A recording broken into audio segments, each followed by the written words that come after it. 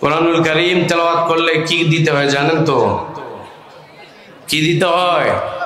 তাকবীর। তাকবীর দিলে কি হয়? কে খুশি হয়? জোরে বলেন, কে খুশি হয়? তাকবীরটা কার শব্দ? আল্লাহর শব্দ। কার শব্দ? যেই শব্দটা আল্লাহর সাথে সম্পৃক্ত, সেই শব্দটা যখন বান্দা বলে আল্লাহ কি হয়? খুশি হয়ে যায়, তাই না? কিন্তু এই তাকবীর দিলে পরে আগে হতো, এখন হয় কিনা জানি না, অনেক মানুষ আছে যাদের অন্তরে জ্বালা পড়া শুরু হয়, আছে না? এক গ্রুপ আছে তাকবীরের ধ্বনি শুনতে পারে না, অপছন্দ করে, আছে না? নাই? আপনারা গত বছর তার আগের বছর মনে এসেছিলাম, তো এখানে তাকবীরের ধ্বনি শুনে এক চেয়ারম্যান, তার নাম কি বলেন তো? ফাটাকেষ্ট মোস্তফা কামাল, তাই না? এই মাহফিলে কিন্তু বাধা দিয়েছিল, দেয়নি? আমি যখন আলোচনা করছিলাম সে এসে বাধা দিল, বলল হুজুর বন্ধ করেন, রাজনীতি হচ্ছে। কি হচ্ছে?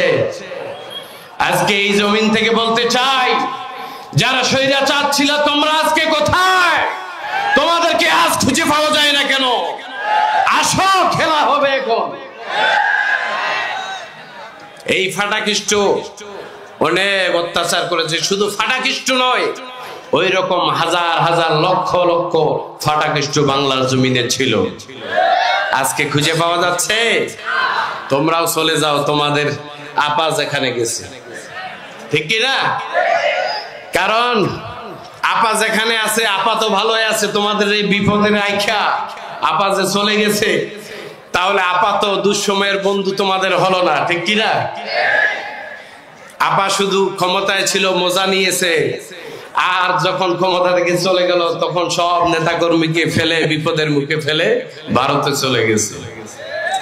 তো আল্লাহু আকবারের তাকবীর শোনার পরে মোস্তফা কামালের চুলকানি হয়েছিল। কি হয়েছিল? খুব জ্বালা পড়া হয়েছিল। তো আমি ওই সময় খুব দুঃখ পেয়েছিলাম। ওই সময় প্রতিবাদের ভাষা ছিল, বাট আমরা মুখ খুলতে পারি নাই। আমাদের মুখে তালা, মাদ্রাসায় তালা, যেখানে যায় বিভিন্ন ভাবে আমাদেরকে বাধা দেওয়া হয়েছিল। আজকে আমাদের কোনো বাধা আছে? মন খুলে কোরআন হাদিসের আলোচনা হবে ইনশাআল্লাহ, শুনবেন তো? কে কে শুনবেন? একটু দুই হাত তুলে আল্লাহকে দেখান।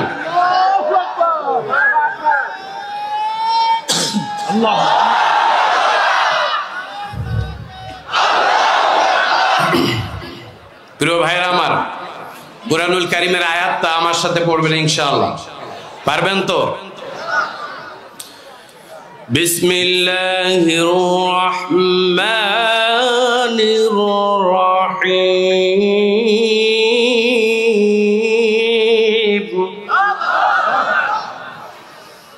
ওয়া মান লাম ইয়াহকুম বিমা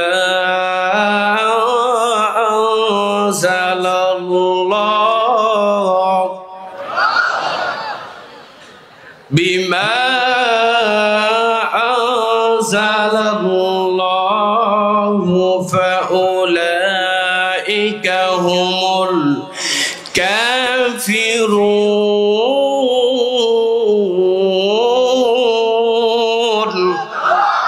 কার কথা? জোরে বলেন, কার কথা? কোরআনুল কারীমের এই যে আয়াত, এই আয়াতটা পৃথিবীর কোনো মানুষ লেখে নাই, লিখেছেন কে? পৃথিবীর কোনো মানুষ বলে নাই, বলেছেন কে? এই আয়াতের মধ্যে কোনো সন্দেহ আছে নাকি? জোরে বলেন, আছে? এই আয়াতটা হলো সরাসরি আল্লাহর কালাম, যেই কালামের মধ্যে কোনো রকম সন্দেহ আছে? পৃথিবীতে যতগুলো বই আছে, সন্দেহ আছে না নাই? পৃথিবীতে যতগুলো রাইটার আছে, গবেষক আছে, তারা বইয়ের মধ্যে লেখে, প্রিয় ভাইরা আমার, বইয়ের মধ্যে লেখে, আমার বইয়ের মধ্যে কোনো ভুল ভ্রান্তি হলে পরে আমারে ধরিয়ে দিবেন, বলে না? আমি সংশোধন করে নেব। কিন্তু আমার আল্লাহ রাব্বুল আলামিন এমন একটা কোরআনুল কারীম দিয়েছেন, যেই কোরআনের ফার্স্ট থেকে লাস্ট পর্যন্ত কোনো সন্দেহ নাই। 6666টা আয়াত, এই 6666টা আয়াত হযরতে আয়েশা রাদিয়াল্লাহু তাআলা আনহা বলছেন, তার বর্ণনা মতে তিনি বলেছেন এই 6666টা আয়াতের মধ্যে কোনো সন্দেহ আছে নাকি? আচ্ছা আপনারা বলেন তো, কোরআনের ফার্স্ট টু লাস্ট মানতে হবে কিনা? না শুধু কিছু কিছু মানবো, সুবিধাবাদ জিন্দাবাদ, কিছু মানবো আর কিছু মানবো না, এরকম? না শুরু থেকে শেষ পর্যন্ত মানতে হবে? তাহলে কোরআনুল কারীমের যে আয়াতটা আমি তেলাওয়াত করেছি, এই আয়াতটাও কোরআনের একটা আয়াতের অংশ, ঠিক কিনা? এই আয়াতটা মানতে হবে কিনা? এই আয়াতটা তাহলে মানতে হবে। যদি মানেন তাহলে আল্লাহর বিধান মানা হলো, আর যদি না মানে তাহলে আল্লাহর বিধানকে অস্বীকার করা হবে। আমরা কি আল্লাহর বিধান মানবো না অস্বীকার করব? কথা বলে না। আল্লাহর বিধান মানার দরকার আছে না নাই? প্রিয় ভাইরা আমার, এবার খেয়াল করি আল্লাহ রাব্বুল আলামিন বলছেন, وَمَنْ لَمْ يَحْكُمْ بِمَا أَنزَلَ اللَّهُ।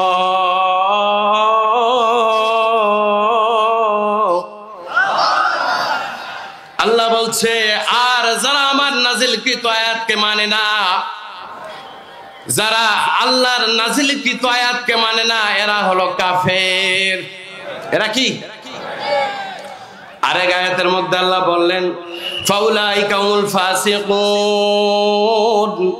আরেক আয়াতের মধ্যে বললেন, ফাউলাইকা হুমুজ জালিমুন।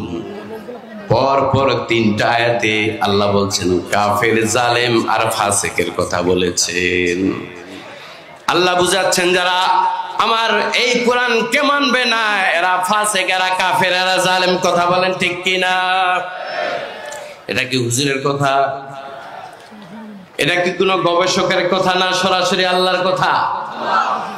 এমন একটা কিতাব, যেই কিতাবের মধ্যে কোনো সন্দেহ আছে? পৃথিবীতে যতগুলো গবেষক আছে, যতগুলো রাইটার আছে, যারা লেখক আছে, সবাই বলে আমার বইয়ে ভুল হলে ধরিয়ে দিবেন, আমি ভুলগুলো সংশোধন করে নিব।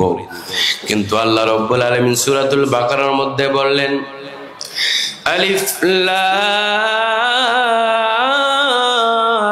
মিম যালিকাল কিতাব লা রাইবা ফীহি। প্রিয় ভাইরা আমার, this is the book, there is no doubt. এমন একটা কিতাব আল্লাহ দিয়েছে, যেই কিতাবের মধ্যে কোন রকম সন্দেহ নাই। তাহলে সেই কিতাব থেকে আলোচনা হবে, মন দিয়ে শোনা লাগবে কিনা? এখনকার শ্রোতা তো হলো ভাইরালের পাগল। কিসের পাগল? শ্রোতা কিসের পাগল? ভাইরাল ছাড়া বুঝে না। ভাইরাল বক্তা লাগবে, ওয়াজ করুক আর না করুক কোনো যায় আসে না। শ্রোতা এমন এখন টেন্ডেন্সি হয়ে গেছে, কয় ভাইরাল বক্তা আসে যদি এই মমতাজের গান কয়, আর আসে যদি বিভিন্ন কেচ্চা কাহিনী বলে, তবুও ওই বক্তারে চায়। তাহলে বোঝা গেল শ্রোতার মধ্যে 2 নম্বর শ্রোতা আছে না নাই? ভেজাল মার্কা শ্রোতা আছে না নাই? তো হাজার হাজার মাহফিল যদি হয় কেচ্চা কাহিনী দিয়ে ভরপুর, আর মমতাজের গান, বিভিন্ন সঙ্গীত দিয়ে ভরপুর, তাফসিরুল কোরআন মাহফিল, তাহলে তাফসিরুল কোরআনের মাহফিলের এই যে নামটা, এই নামটা চেঞ্জ করে অন্য নাম দেওয়া দরকার। গজলের মাহফিল, তারপর ওই যে কেচ্চা কাহিনীর মাহফিল লিখে দিত। অনেক বক্তা আছে, আর শ্রোতারাও তো পাগল। হুজুর যখন কোরআন হাদিস থেকে কথা বলে, ওগুলো শ্রোতাদের ভালো লাগে না। কি লাগে না? ভালো লাগে যদি গজল বলে, গান বলে, একটু কেচ্চা কাহিনী বলে, তাহলে খুব মজা পায়। প্রিয় ভাইরা আমার, আল্লাহ রাব্বুল আলামিন কোরআনুল কারীমের সূরাতুল মায়েদা এত সুন্দর করে 44 নম্বর আয়াতের মধ্যে বললেন, যারা এই কোরআন নাজিলকৃত আয়াতগুলোকে মানবে না, আল্লাহর বিধানগুলোকে মানবে না, তারা হলো কাফের, তারা ফাসিক, তারা হলো জালিম। পরপর 3টা আয়াতে বলেছে। প্রিয় ভাইরা আমার, তাহলে বোঝা গেল এই কোরআনুল কারীম আল্লাহ তাআলা দিয়েছেন, এই কোরআনুল কারীমের শুরু থেকে শেষ পর্যন্ত মানতে হবে। পৃথিবীবাসী যদি এই কোরআনুল কারীমটাকে যদি কেবলমাত্র সিনার মধ্যে নিয়ে ক্ষান্ত নয়, এইটা যদি ওই পার্লামেন্টে যদি আইন অনুযায়ী যদি এটা পরিচালিত করা যেত, তাহলে এই সারা বাংলাদেশটা সোনার বাংলাদেশ হয়ে যেত, ঠিক কিনা? আজকে যদি কোরআনের আইন অনুযায়ী চোরের হাত কাটা থাকতো, হাত কাটার বিধান হতো, তাহলে একটা চোর খুঁজে পাওয়া যেত না। মসজিদে নামাজ পড়ে ঈদের দিন পর্যন্ত আমার জুতা চুরি হয়ে যায়। ঈদের নামাজ পড়বেন, জুম্মার নামাজ পড়বেন, চোরের অভাব নাই। আর এই তো চোর হলো জুতা চোর।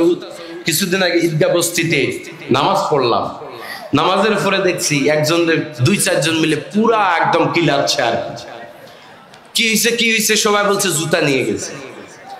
একটা জুতা চোরকে যদি আমরা এইভাবে কিল ঘুষি মারি, তাহলে যারা দেশের টাকা আত্মসাৎ করেছে, বিদেশে পাচার করেছে, এদেরকে কিল মেরে মেরে দুনিয়া থেকে বিদায় করা উচিত। এরা একটা সামান্য 200 টাকা দামের জুতা চুরি করে যে মাঠটা খায় রে ভাই। আর তোমরা দেশের লক্ষ লক্ষ কোটি কোটি টাকা বিদেশে পাচার করো, বউয়ের নামে হাজার হাজার কোটি টাকার অ্যাকাউন্ট খুলে রাখো, তাহলে এদের বিচার বাংলার জমিনে করার দরকার আছে না নাই?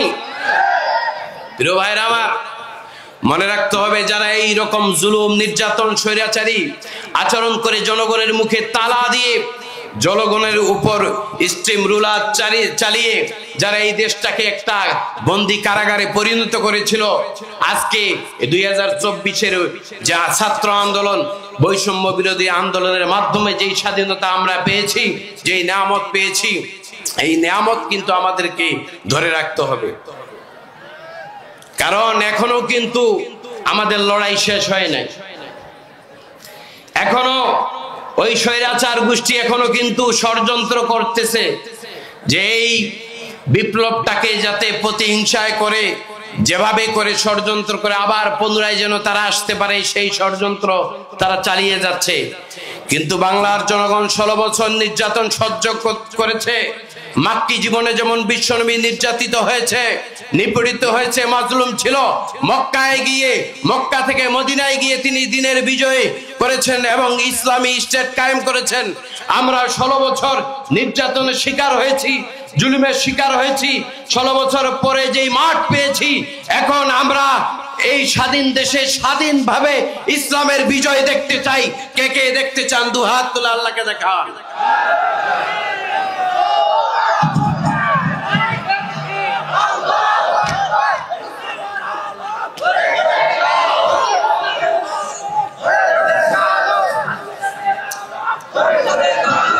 আমার ভাইয়েরা, মনে রাখতে হবে, পৃথিবীতে কোন স্বৈরাচার, কোন জুলুমবাজ সারা জীবন টিকে থাকতে পারে নাই। এই যে নমরুদ ছিল, নমরুদের ইতিহাস আপনারা জানেন, ফেরাউনের ইতিহাস জানেন, আবু জেহেলের ইতিহাস আপনারা জানেন, কিন্তু আমরা শুধু পড়েছিলাম, দেখি নাই। কিন্তু লেডি ফেরাউন আমরা দেখেছি বিগত 16 বছর। আবু জেহেল দেখি নাই, আবু জেহেলের ভাইদেরকে দেখেছি আমরা। নমরুদকে দেখি নাই, কিন্তু নমরুদের বড় আপাকে দেখেছি আমরা। তাহলে বোঝা গেল, যারা ফেরাউনের বংশধর, নমরুদের বংশধর, ফেরাউনের আইন কানুন আর আবু জেহেলের আইন কানুন বাংলার জমিনে প্রতিষ্ঠিত করতে চায়, যারা নতুন রূপে ইসকনের ইন্ধনে, ইসকন নামে নতুন ভাবে তারা ইসলামকে বাদ দিয়ে ইসলামকে মাইনাস করে তাদের মন গড়া আইন বাস্তবায়ন করতে চায়, এই বাংলাদেশে 95% মুসলমান থাকতে তা কখনো হতে দিবে না ইনশাআল্লাহ। আমরা যদি আমাদের কোরআনের জন্য আবার ময়দানে জীবন দিতে হয়, আমরা জীবন দিতে প্রস্তুত আছি ইনশাআল্লাহ। আপনারা রাজি আছেন তো ইনশাআল্লাহ? একটু হাত তুলে দেখান তো, কে কে রাজি আছেন? লিল্লাহি তাকবীর। বিশ্বনবী দোয়া করতেন, আল্লাহুম্মা রযুকনা শাহাদাতান ফি সাবিলিক। ওগো আল্লাহ, হে আল্লাহ, তুমি আমাকে শাহাদাতের মওত দিও।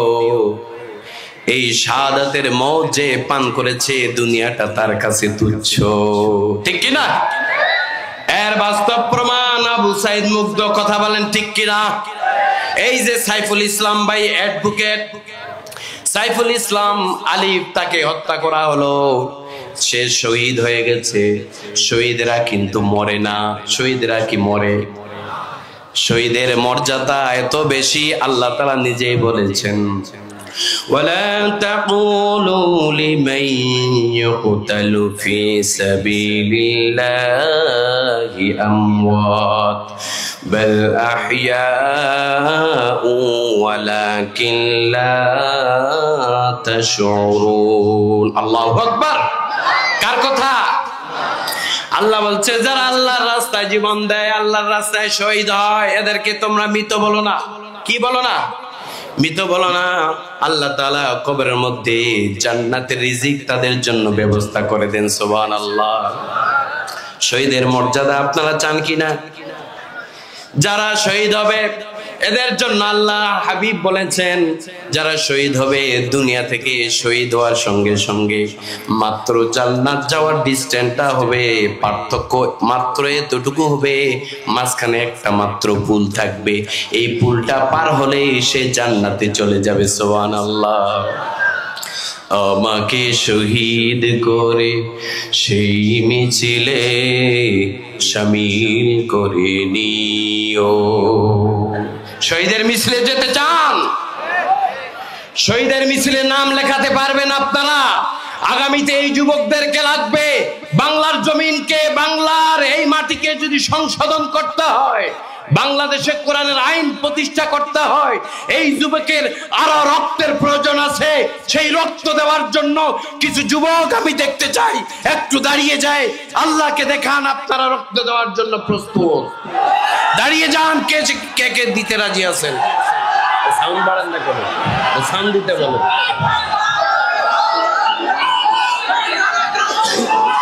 আল্লাহ তোমার এই বান্দাগুলোকে কবুল করে নাও, আমিন।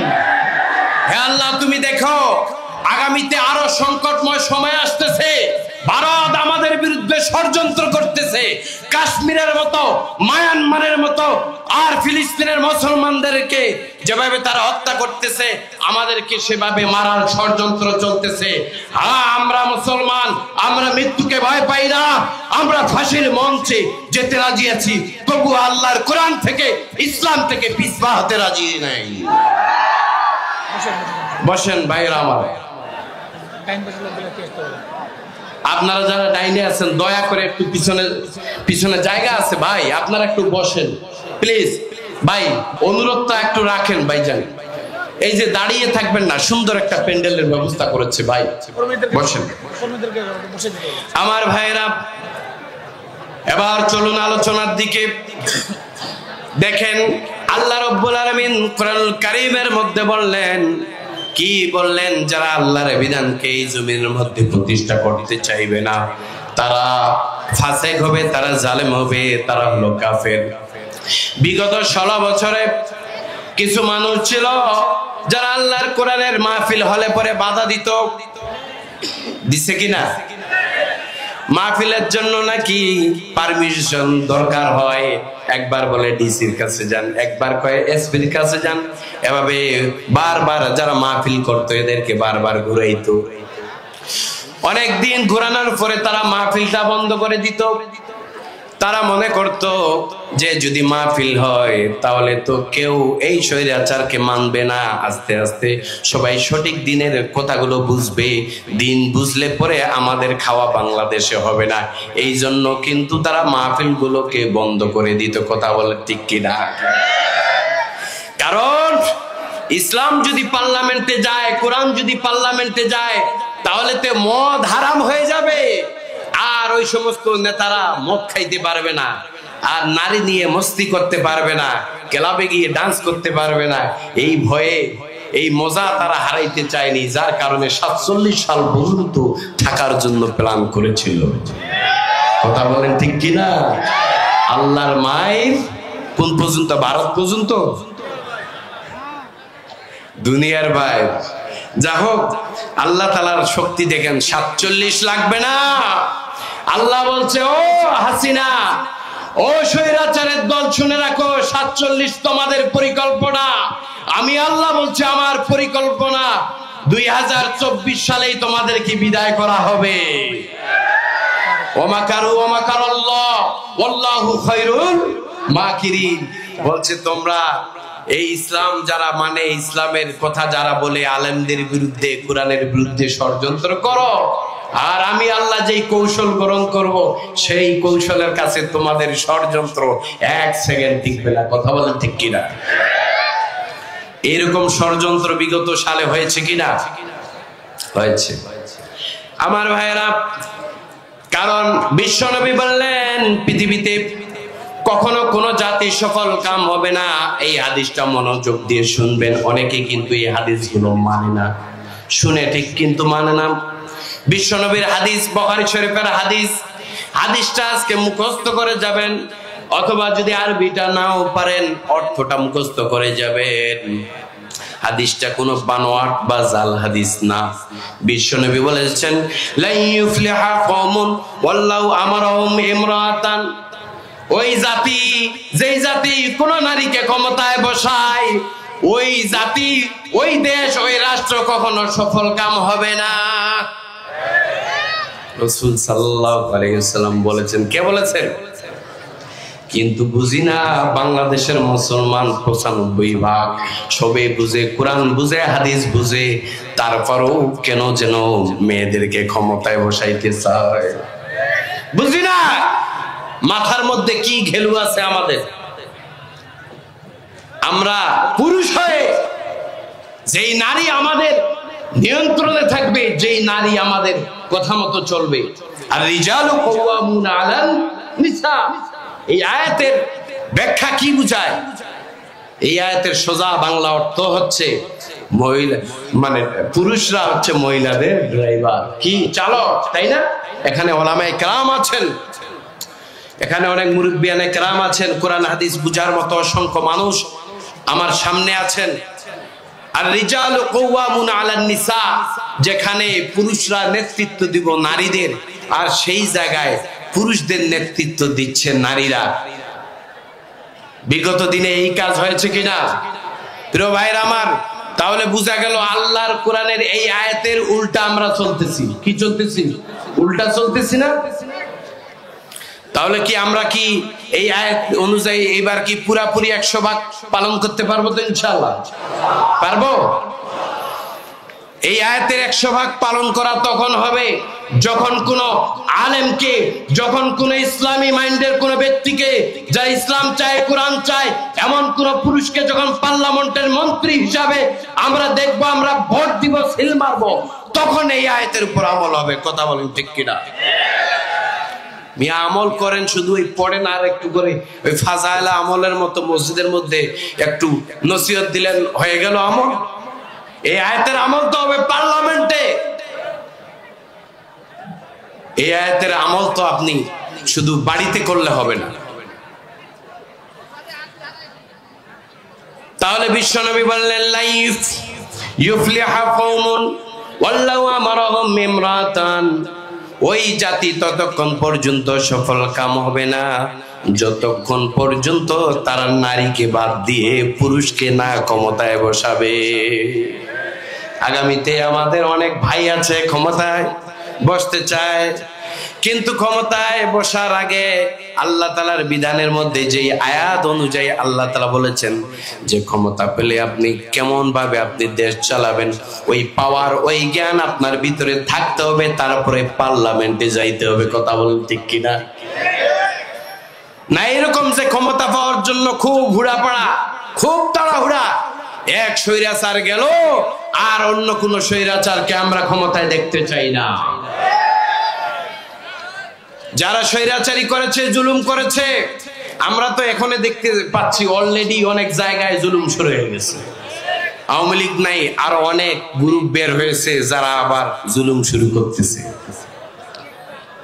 আমি আল্লাহ আমার নূরকে এই জমিনে প্রতিষ্ঠিত করে ছাড়বো, এতে তোমরা অস্বীকার করো আর নারাজ হও, আমি আল্লাহর কোনো যায় আসে না। আল্লাহ বলছে আমি পরিপূর্ণতা দিব, তোমরা ঠেকাইতে পারলে ঠেকাও। পারবে? আল্লাহর কোরআনের নূর এই জমিনে আল্লাহ তাআলা লক্ষ লক্ষ হাজার হাজার শহীদের রক্তের বিনিময় প্রতিষ্ঠিত করবে ইনশাআল্লাহ। এই যে 15 বছর প্রায় 20 থেকে 30 হাজার মানুষ শহীদ হয়েছে। 20-30 হাজার মানুষ, কেউ গুম হয়েছে, কেউ অত্যাচারিত হয়েছে, কেউ রাজপথে মরেছে, এভাবে প্রায় 30 হাজার শহীদ হয়েছে। এই সংখ্যাটা কিন্তু কম না, সংখ্যাটা কিন্তু কম না। তাহলে বোঝা গেল বাংলাদেশের মানুষ শুধু হালুয়া রুটি খাইতে পারে এটাই না, বাংলাদেশের মানুষজন হালুয়া রুটি খায়, গোস্ত খায়, আবার রাজপথে নিজের জীবনকে বিলিয়ে দিতে পারে। কথা বলেন ঠিক কিনা? আমাদের সেই সাহস আছে তো? আমাকে শহীদ করে সেই মিছিলে শামিল করে নিও, যে মিছিলের নেতা আমির হামজা, খুবাইব খাব্বাব, আল্লাহর ছিল যারা অতি প্রিয়, শামিল করে নিও।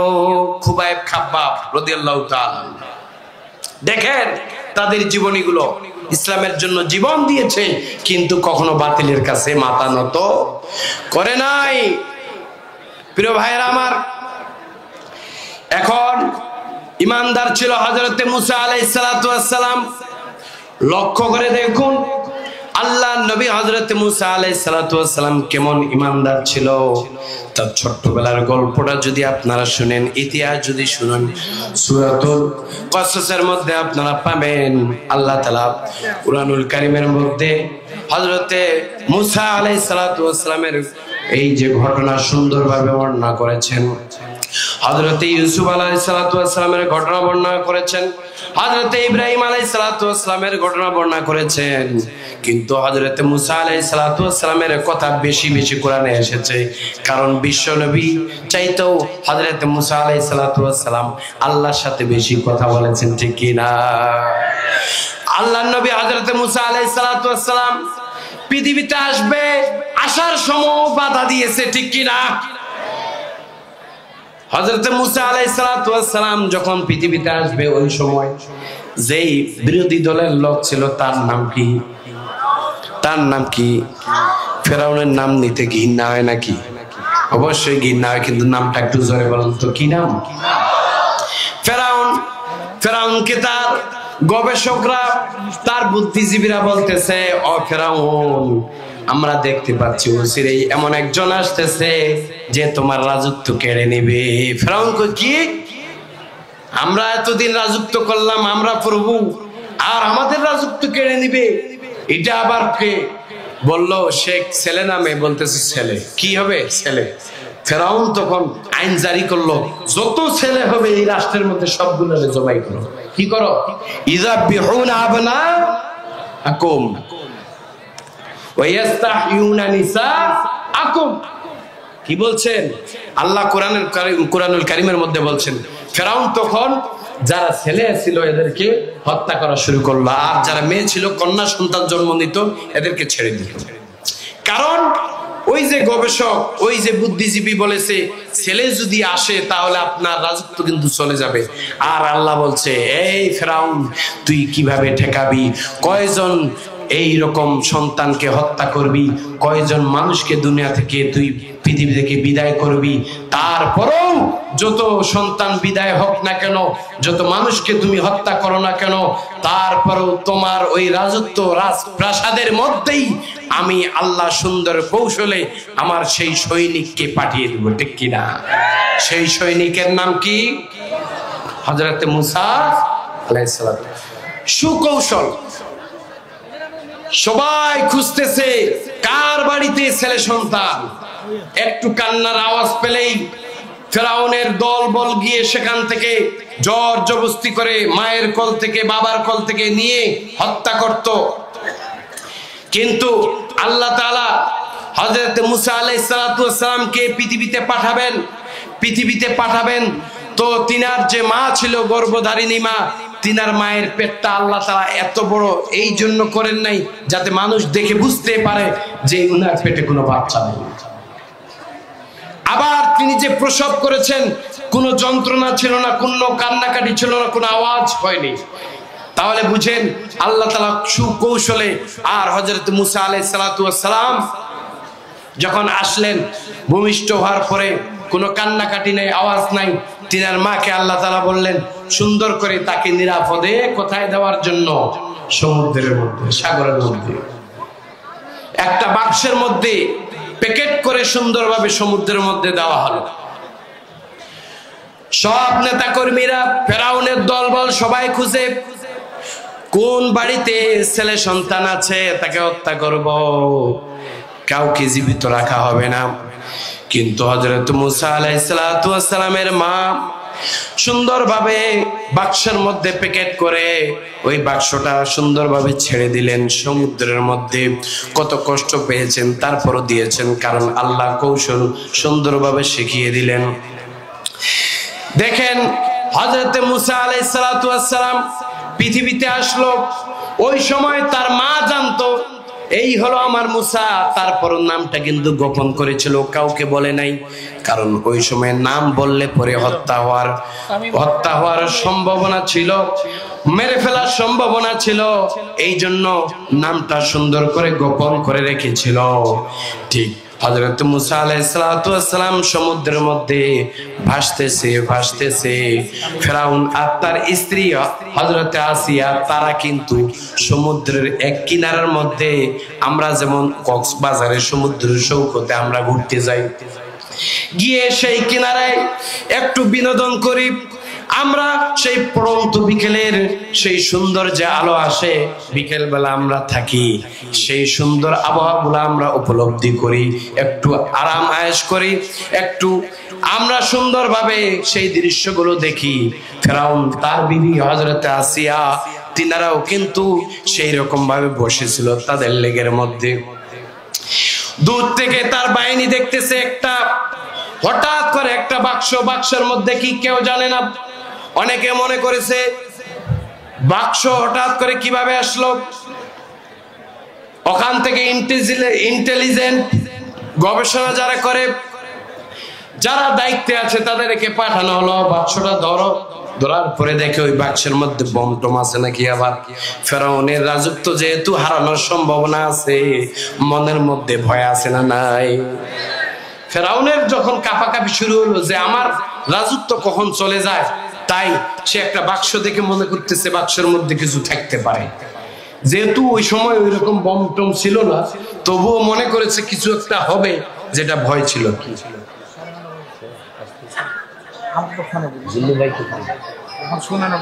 জিল্লু ভাইকে ফোন দেন, আসতে হবে।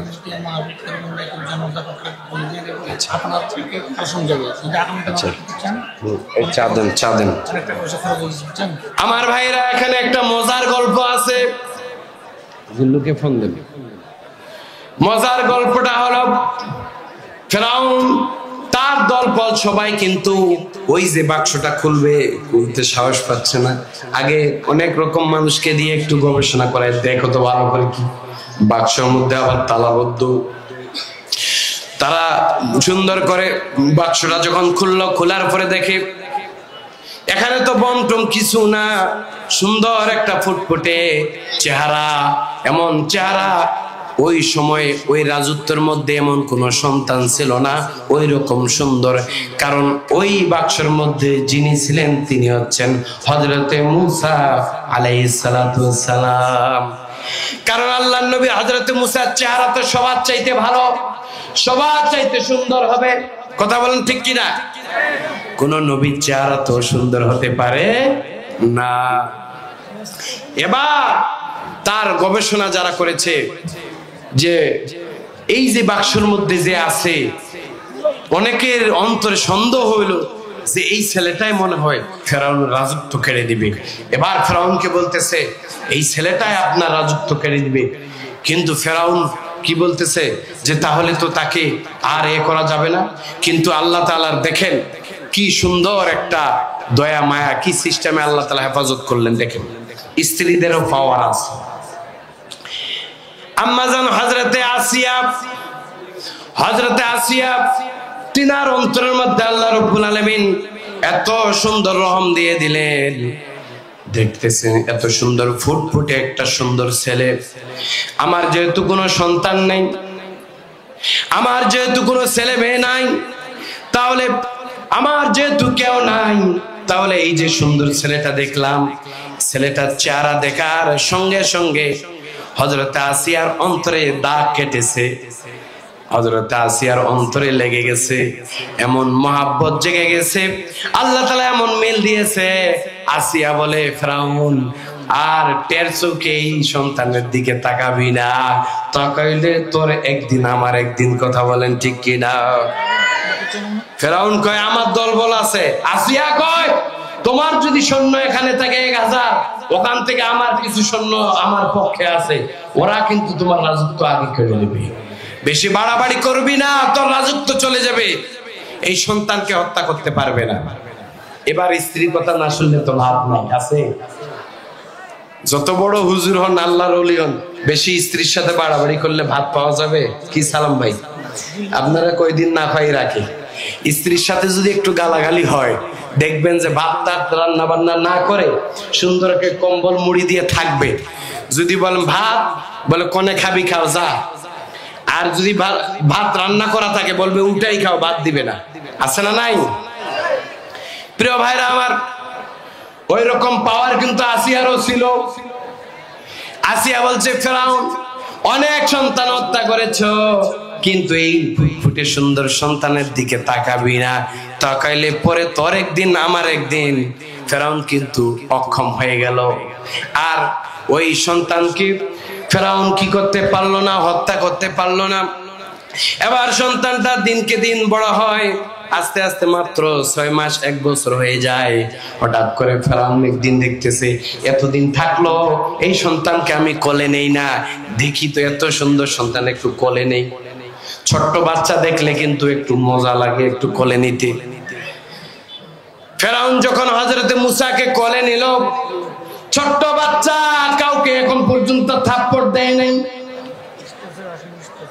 প্রথম থাপ্পড় মুসার হাতে ওই ফেরাউন খেয়েছে। খাওয়ার পরে বলে, এই বাচ্চা সাধারণ কোনো বাচ্চা নাই, এটা কোনো 1 বছরের বাচ্চা হতে পারে না, এই বাচ্চা 40 বছরের যুবকের মতো। থাপ্পড়ের ওজন শুনে ফেরাউন ওজন দেখে বলতেছি ভাই আসতেছে, কেন ফোন করবে না? তাহলে বুঝেন বক্তা আসতেছে, আমি অল্প কথার মধ্যে শেষ করে দেব ইনশাআল্লাহ। আমার ভাইয়েরা, কিছু কথা এখন থেকে মেসেজ আপনাদেরকে দেই। হযরতে মুসা আলাইহিস সালাতু ওয়াস সালামের নাম কিন্তু প্রকাশ হয় নাই, নাম কিন্তু জানতো হযরতে আসিয়া, নাম জানতো হযরতে মুসা আলাইহিস সালাতু ওয়াস সালামের মা, কিন্তু বলে নাই। এই যে 2024 আন্দোলনে অনেক বিশ্ববিদ্যালয়, আমাদের ইসলামী আন্দোলন করা ভাই ছিল, তারা বলে নাই আমরা শিবির অথবা ইসলামী আন্দোলন করি। এরাও কিন্তু নাম গোপন রেখে দিন কায়েমের জন্য জীবন দিয়েছে। আল্লাহ যখন বিজয় দিয়েছে, বুক ফুলিয়ে তারা এখন বলছে আমরা ইসলামী আন্দোলনের পক্ষে, আমরা জীবন দিব, জান দিব, মাল দিব, ইসলামী আন্দোলন থেকে পিছপা হব না। তাহলে বোঝা গেল কিছু কিছু পরিস্থিতি এমন হয় যে এই সময় নাম গোপন করে কাজ করতে হয়। অনেকে বলে নাম গোপন করা জায়েজ নাই, ভুল কথা। যখন যে এই পরিস্থিতি হয়, নামটা গোপন রাখলে যদি আপনি নিরাপদ থাকেন, অবশ্যই নাম গোপন করবেন। ওই সময় তো এমন সিচুয়েশন ছিল, এমন পরিস্থিতি ছিল, নাম বললেই পিটিয়ে হত্যা করত। এই বিশ্বজিৎ, তাকে যখন পিটিয়ে পিটিয়ে হত্যা করা হয়, বলতেছে তুই শিবির কেন? মাত্র 10-15 দিন দাড়ি কাটতে পারে নাই, দাড়িগুলো একটু বড় বড় হয়েছে, তাকে সন্দেহ করে পিটাই পিটাই হত্যা করা হয়েছে। কথা বলেন ঠিক কিনা? তারা বলেছে ভাই আমাকে মারিও না, আমি হিন্দু। না বেটা তুই শিবির। বিশ্বাস না হয় আমার পেন খুলে দেয়। তারপরও স্বৈরাচারের বাচ্চারা বিশ্বাস করে নাই, কারণ তাদের ঈমান নাই, তাদের বিশ্বাসও নাই। কথা বলেন ঠিক কিনা?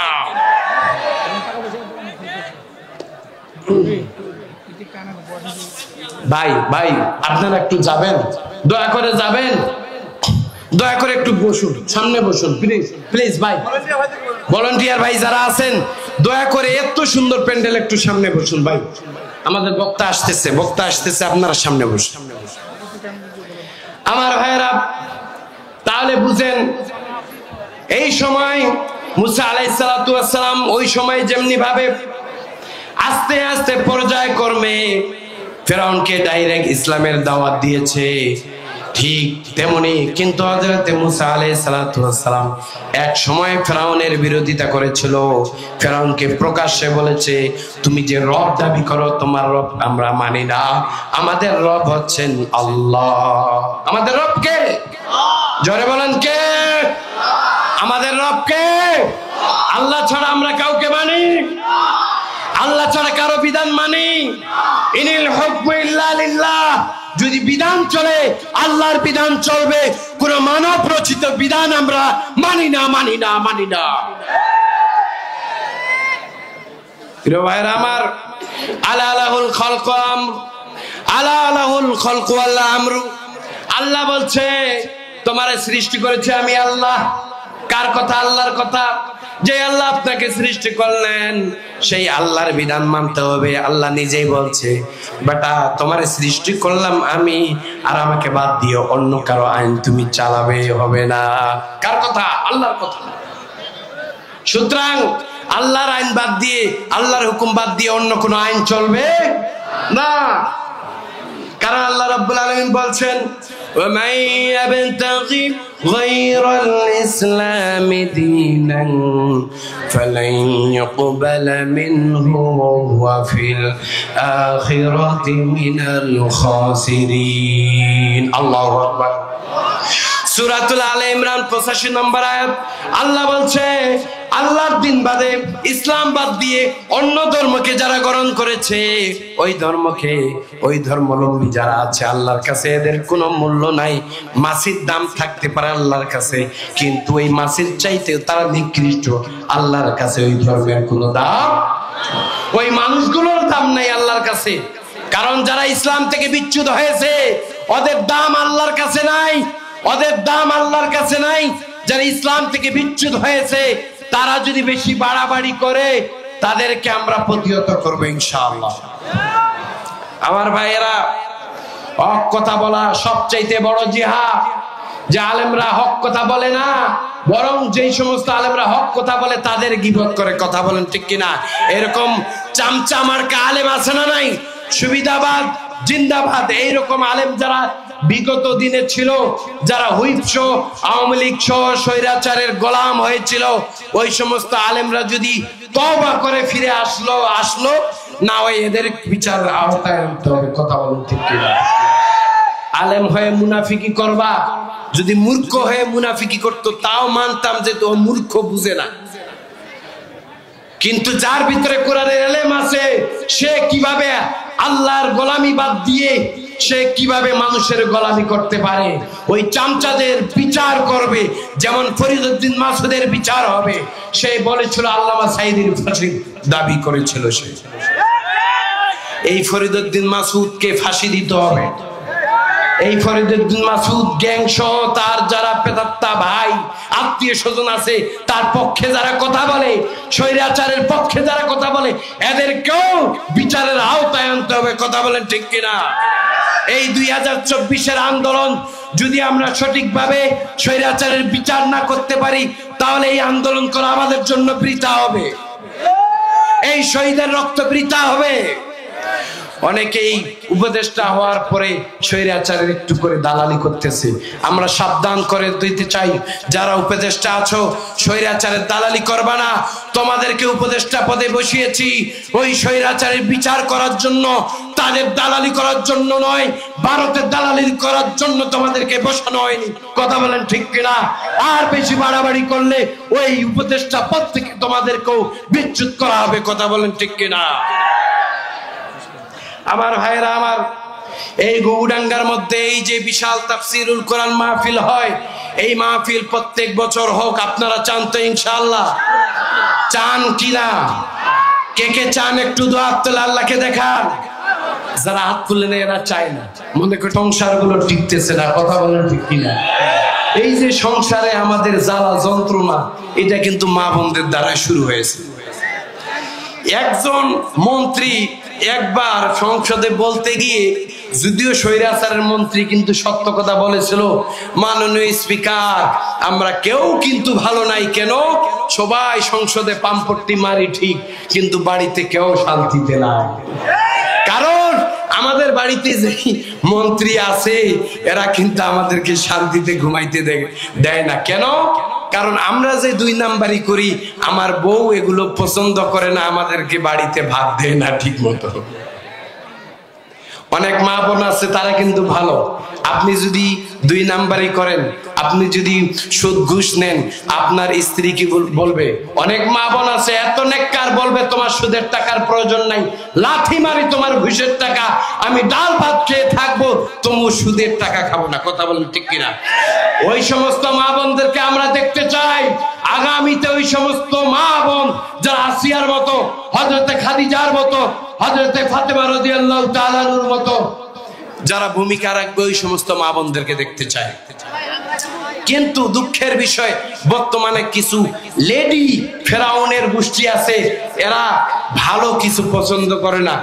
স্বামীকে বলে, স্বামী ঘুষ করবা, ঘুষ খাবে না, চুরি করবা না, ডাকাতি করবা, কি করবা করো, আমার মাসে মাসে এত টাকা লাগবে, এটা আমার লাগবে, আমাকে দিতে হবে, না দিলে তোমার সংসার করবো না। এমনও মেয়ে আছে শুনছি শহরে, যখন বলে হুজুর সপ্তাহে 1 দিন বড় মাঠ না নিয়ে গেলে নাকি তার ভাত হয় না। আহারে ভাই, এই বড় মাঠ সম্পর্কে একটা কথা মনে পড়ে গেল। আমি বলেছিলাম বড় মাঠ সম্পর্কে, ডিসি অফিসে যখন মাহফিলের পারমিশন শামীম সাইদিকে আর তারেক মনোয়ারকে আনতে গিয়ে যে গামটা জড়াইতে হইছে আমাকে, আমি বলেছিলাম স্বাধীন হওয়ার পরেও এত পারমিশন লাগে, আমি দেখতে পাচ্ছি স্বৈরাচারের বাহিনী এখনো ক্ষমতায় বসে আছে, এদেরকেও বিতাড়িত করতে হবে। তখন বললাম এখন কিসের পারমিশন লাগবে? তারপরেও অনেক জায়গায় পারমিশন, একবার ওই সেনাবাহিনীর কাছে, একবার এসপির কাছে, একবার পুলিশ সুপারের কাছে, একবার আবার ডিসি অফিসে, 4 জায়গায় দৌড়াইতে দৌড়াইতে মাহফিলের কার্যক্রমের ব্যাঘাত ঘটে। তো বললাম যে সেনাবাহিনী যখন ক্যান্টনমেন্টে আমাকে ধরে নিয়ে গেছিল, আমাদের যে অস্থায়ী যে ক্যান্টনমেন্ট, ওই যে কি বলে এটাকে, স্টেডিয়াম মাঠে, আমাকে 2 দিন আগে রাত 10:30টা আমি আর আরেক ভাই হুজুর ছিল, ওখান থেকে পিকআপে করে একবার ভিতরে নিয়ে গেছে। আমরা তো ভয় পাইছি, যদিও ভয় করি না আল্লাহ ছাড়া, তবু একটু একটু ভয় লাগতেছিল কি যেন হয়, কারণ জীবনে তো যায়নি। তো আমাকে বলল হুজুর আপনি যে ওই মাঠে মাহফিল করবেন কার পারমিশন নিয়েছিলেন? তো আমি বললাম পারমিশন যে নিতে হয় এটাই তো জানি না, আমরা আপনাদেরকে অবগতি করব, কোনো পারমিশন যদি নিতে হয় আমি মাহফিল করব না। আপনাদের পারমিশন কেন করব, কেন নিব? যে এই পারমিশন আল্লাহ তাআলা দিয়েছেন, শুধু পারমিশন নয়, আল্লাহর অর্ডার, আল্লাহর জমিনে আল্লাহর কথা চলবেই, কারো কাছে পারমিশন লাগবে না। সুতরাং আপনাদের কাছে পারমিশন নেওয়ার কোনো প্রয়োজন নাই। এই কথা বলার পরে বলছে হুজুর 23 তারিখের মাহফিল হবে 25 তারিখে। আমি বলেছিলাম 23 তারিখের মাহফিল হয় 23 তারিখে হবে, না হলে হবে না, কিন্তু 25 তারিখে হবে না। বলে হুজুর আপনি তো মারাত্মক, যদি মাহফিলটা করতে চান এই করেন সেই করেন, যাও অনেক ফর্মুলা মেনটেন করলাম। আমি একটা কথা বলে এসেছিলাম, ওই যে ঈদগাহ মাঠ যেখানে আমরা শত শত লক্ষ লক্ষ মুসল্লিরা সিজদা দেই, আর ওই ঈদগাহ মাঠের নিরাপত্তা আপনারা দিতে পারেন না। বর্তমানে ওই ঈদগাহ মাঠ খেলার একটা ময়দান হয়ে গেছে, আর প্রেম করার একটা আড্ডাখানা হয়ে গেছে। কথা বলুন ঠিক কিনা? ওই ঈদগাহ মাঠে যেখানে আমরা নামাজ পড়ি, আমার তো সন্দেহ লাগে ওখানে কারো নাপাক পানি পড়ে আছে নাকি, আমাদের হয়তো ঈদের নামাজ হয় না। কারণ ওই ঈদের মাঠে অনেক অবৈধ মায়ের অবৈধ সন্তানরা রাতের আধারে ওখানে আকাম কুকাম চালায়। কথা বলুন। আরে ভাই আমরাও তো বেড়াইতে যাই, আমরা তো আর ওদের মতো বেড়াইতে যাই না, আমাদের একটু ভালো লাগে, বিশাল একটা মাঠ যাই, কিন্তু মাঝে মধ্যে চোখে পড়ে যায় এই যে একজন আরেকজনের সাথে জড়িয়ে ধরা স্মৃতি। এমন এমন দৃশ্য দেখি আফসোস লাগে, নিজেকে খুব কষ্ট পাই। এই ঈদের মাঠে আমরা নামাজ পড়ি, এই ঈদের মাঠে নিরাপত্তা আপনারা দেন না, অথচ মাহফিল করার জন্য পারমিশন লাগবে। তারা যে অবৈধভাবে এখানে আকাম কুকাম করতেছে, এটার জন্য আপনারা কোনো বাধা দেন না, কোনো পারমিশন দিতে, পারমিশন লাগে না, আর মাহফিল করলে পারমিশন লাগবে। এই কথা বলেছিলাম। আমি বলেছিলাম আপনারা অচিরেই এই যে আমাদের যে মিনারটা আছে, এই মিনারের জন্য একটা ব্যবস্থা নেবেন, এখানে একটা ঘেরা করার ব্যবস্থা নেবেন, কারণ ওই মিনারটা মিম্বারের ভূমিকায়, এই মিনারটা মিম্বারের ভূমিকা পালন করে, এখানে খুতবা দেন। আর ওই জায়গায় আমাদের সুন্দর, এমন কি দেখেছি মানে বিয়ের সাজগোজ নিয়ে এমনও দেখেছি কিছু হিন্দু পর্যন্ত গিয়ে ওই মিনারের ছবি তুলে, সেলফি তুলে। আরে ভাই, ইসলাম শুধু ওই তসবিহ নিয়ে বসে থাকা আর 5 ওয়াক্ত নামাজ পড়া, এটাই কি ইসলাম? ওখানে যে অকাম আর আকাম কুকাম চলে, অবৈধ কাজ চলে, এটা হাত দিয়ে বাধা দেওয়া আমাদের দরকার আছে না নাই? এই ঈদগাহ মাঠের পবিত্রতা রক্ষা করা আমাদের ঈমানি দায়িত্ব। কথা বলেন ঠিক কিনা? আমার ভাইরা, আমার মা বোনরা অনেক কষ্ট করে এসেছেন, অনেক ছোট্ট ছোট্ট বাচ্চা নিয়ে এসেছেন, অনেক কষ্ট করে এসেছেন। মা বোনদেরকে বলি, 4টি কাজ আমার মা বোন যদি করতে পারে, আল্লাহ তাআলা জান্নাতের 8টি দরজার যে কোনো দরজা দিয়ে ঢোকার জন্য অনুমতি দিয়ে দিবে। সুবহানাল্লাহ। কাজ হলো কয়টা? জোরে বলেন, আরো জোরে, আওয়াজ নাই, জোরে বলেন কয়টা? আরো জোরে। মিছিল করেন না, কিন্তু মিছিল করবেন ঠিক যখন 100 টাকা পাবেন, চা খাবেন, বিড়িও খাবেন, আবার মিছিলও করবেন, তাই না? আর আল্লাহর কোরআনের জন্য মুখ বন্ধ করে রেখেছেন, ও মুখের কোনো আল্লাহর কাছে দাম নাই। 4টি কাজ যদি কোনো মা বোন করতে পারে, বিশ্বনবী বললেন, তাহলে ওই মা বোন জান্নাতের 8টি দরজা দিয়ে যে কোনো দরজা দিয়ে প্রবেশ করতে পারবে। আল্লাহ তাআলা বলে দিবেন, ইযা সাল্লাত খামসাহা, যেই মা 5 ওয়াক্ত নামাজ ঠিক মতো আদায় করবে, ওই মা যদি ঠিক মতো 5 ওয়াক্ত নামাজ আদায় করে, তাহলে জান্নাতের 8টি দরজার যে কোনো দরজা দিয়ে ঢুকে যাবে। সুবহানাল্লাহ। প্রথম নাম্বার কি হলো? সাল্লাত খামসাহা। তারপর ওয়া হাফিজাত ফারজাহা। 2 নাম্বার হলো যেই সমস্ত মা, যেই সমস্ত নারী তাদের সতীত্ব ধরে রাখবে, তাদের যে ভার্জিনতা, এই ভার্জিনতা যে ধরে রাখবে, মারা যে তাদের সতীত্ব ধরে রাখবে, যদি ধরে রাখতে পারে, কোনো পর পুরুষের সাথে মিলামেশা না করে, কোনো পর পুরুষকে না দেখে অবৈধভাবে, তাহলে ওই সমস্ত মায়ের জন্য সুসংবাদ দিয়েছেন বিশ্বনবী। বলেছেন ওয়া হাফিজাত ফারজাহা, যারা তাদের লজ্জাস্থানকে হেফাজত করবে, ওই সমস্ত মা বোনরা জান্নাতের 8টি দরজার যে কোনো দরজা দিয়ে ঢুকবে। সুবহানাল্লাহ। দেখেন, ওয়াসামাত শাহরাহা, আরেকটি হলো রমজান মাসের রোজা যে সমস্ত মা বোন রাখবে, তাদের মাসিক বাদে আল্লাহ তাআলার বিধানকে তারা যদি ঠিক মতো পালন করে, ওই সমস্ত মা কিন্তু জান্নাতের 8টি দরজার যে কোনো দরজা দিয়ে প্রবেশ করবে। সুবহানাল্লাহ। আর 4র্থ নাম্বার হলো ওয়াতাআত যাওজাহা। এই 4 নাম্বারটা খুব কঠিন, যদিও আমরা বলি, অনেক মা বলে স্বামীকে মুখে মুখে তর্ক করে বলে, তোমার কি করি নাই, তারপর তুমি আমার এই দেও না, সেই দেও না। অনেক মা বলে ওয়াতাআত যাওজাহা, বলছে যেই সমস্ত নারীরা তার স্বামীর আনুগত্য করবে, তারা জান্নাতের 8টি দরজার যে কোনো দরজা দিয়ে ঢুকতে পারবে। কথা বলেন ঠিক কিনা? তাহলে আমার মা বোনদের জন্য একটা বড় সুখবর, ঠিক কিনা? বড় নিয়ামত না? এটা তো পুরুষের জন্য দেয় নাই। মা বোনদেরকে বলি, ও মা, স্বামী আপনার জন্য রহমত। স্বামী যদি খারাপ হয়, তাদেরকে আপনি বলুন, শুধরে দেওয়ার চেষ্টা করুন, কিন্তু স্বামীর মুখে মুখে তর্ক করবেন না। বিশ্বনবী বলেছেন, যেই নারী তার স্বামীর মুখে মুখে তর্ক করে, সেই নারী জান্নাতে যাবে।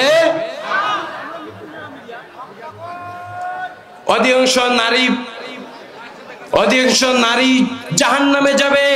তার মধ্যে একটা কারণ হলো তারা স্বামীর বদনাম করে, স্বামীর গীবত করে, স্বামীর প্রশংসা করে না। ওই রকম নারী আছে না নাই? বিশ্বনবী বললেন, তোমার স্বামী যদি তোমার উপর অন্যায় করে, তবুও তুমি ওই অন্যায়টা গীবত আকারে মানুষকে বলে বেড়াবে না।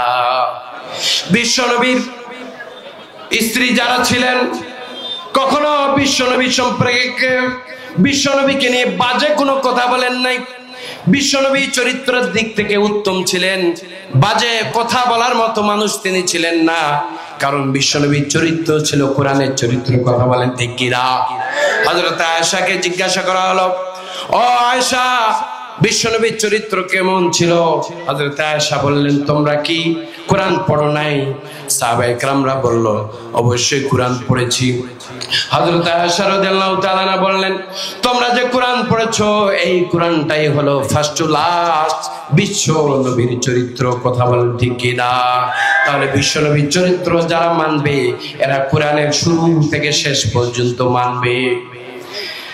বিশ্বনবী বললেন, ওই স্বামী সব চাইতে উত্তম যে তার স্ত্রীর কাছে উত্তম।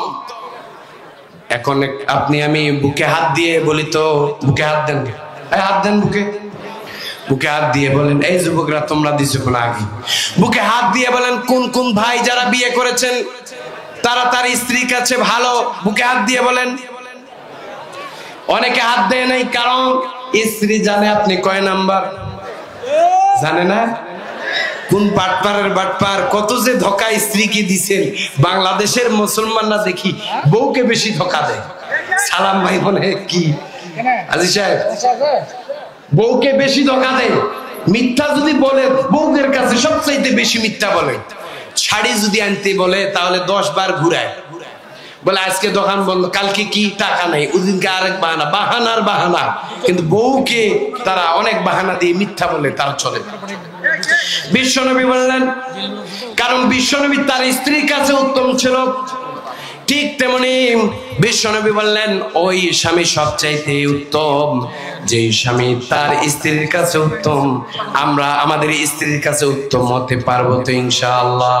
কে কে তার স্ত্রীর কাছে উত্তম হতে পারবেন? একটু দোয়া তুলে, দোয়া তুলে দেখান। অনেকে হাত তুলে নাই, কারণ মায়ের বন্ধ হয়ে যাবে আর মারা যাবে না। হাত তুলে নাই, ধমক দিতে পারবেন না, তাই না? ও মারা, আপনারা তো জানেন আপনাদের কোন কোন স্বামী এসেছে। আজ থেকে যদি এরকম অন্যায় করে, আল্লাহর কাছে বিচার দিবেন। তাহলে অনেক যুবকও দেখতেছি হাত তুলছে, কি ব্যাপার, তোমরা তো বিয়েই করো নাই, আগামীতে করবে। যুবকদেরকে আমরা ইসলামের জন্য বেশি দেখতে চাই। আর আমি মনে করি এখনকার যুবক অনেকে বলতেছে, অবজেকশন দিচ্ছে, হুজুর বউ পাই না কেন? কয় গাঁজাখোরকে বেটি দেয়, মেয়ে দেয়, আর ভালো ভালো নামাজি ছেলেদেরকে মেয়ে দেয় না। কথা বলেন ঠিক কি? এই দেখছে পাওয়ার কত, বিয়ের কথা বলার সাথে ভোল্টেজ বেড়ে গেছে। দেখেন সুবহানাল্লাহ বলার আগে দেখেন এখন আওয়াজ কেমন হলো, বুঝা গেল? আমাদের ভিতরে অনেক দুঃখ আছে, তাই না? মা বোনদেরকে বলি যারা ইসলাম মানেন, ধর্ম মানেন, ওই সমস্ত বাবাদেরকে বলি যারা ইসলামের উপর চলতে চান, আপনারা কোনো গাঁজাখোর, ফেনসিডিল-খোর, ইয়াবাখোর, কোনো নেশাখোরকে মেয়ে দিবেন না। এই সমস্ত যুবক যারা ইসলামের পক্ষে আছে, দাঁড়িয়ে আছে, টুপি আছে, ইসলাম করে, ইসলামের পক্ষে আছে, কোরআনের পক্ষে আছে, যারা মাদ্রাসায় পড়ে এদেরকে মেয়ে দিবেন। কথা বলেন ঠিক কিনা? পক্ষে আছেন কে কে? হাত তুলেন। সবাই পক্ষে আছে, লিল্লাহি তাকবীর। আল্লাহ তাআলা তোমার কাছে ফরিয়াদ করি, যে সমস্ত ভাইয়েরা এখন মাহরুম হয়ে আছে, বউ পাচ্ছে না, এদেরকে একটা নয় 2টা করে বউ দেও। 2টা করে কেন বললাম? মায়েরা যদি রাগ করে, রাগ করলে কিছু, আল্লাহ 4টা পর্যন্ত বিধান রেখেছে, রাগ করার কোনো এখানে বিধান নাই। এমন কি পুরুষের পাওয়ার আল্লাহ এত বেশি দিছে যে 4টা করলেও সমস্যা নাই। মেয়েরা যদি অসন্তুষ্ট হয়, কোন রকম অনুমতি লাগবে না। অনেক মেয়ে বলবেন, হুজুর এই অস্ত্র ভালো লাগলো না, কারণ এমনিতে তো স্বামী কথা শুনে না, আবার যদি আরেকটা বিয়ে করে তাহলে তো বিপদে পড়ে যাবে। তবে কিন্তু আছে, কি আছে? কিন্তুটা কি? যদি স্ত্রীর হক আদায় করতে পারেন, যদি শরীর চলে, শক্তি থাকে, সামর্থ্য থাকে, বীর মুজাহিদ হয়ে থাকেন, তাহলে আরেকটা। আপনি একটা নিয়েই পারেন না, একটাকেই খুশি করতে পারেন না, দুই চারটা চিন্তা ভাবনা মাথায় আসে কি করে?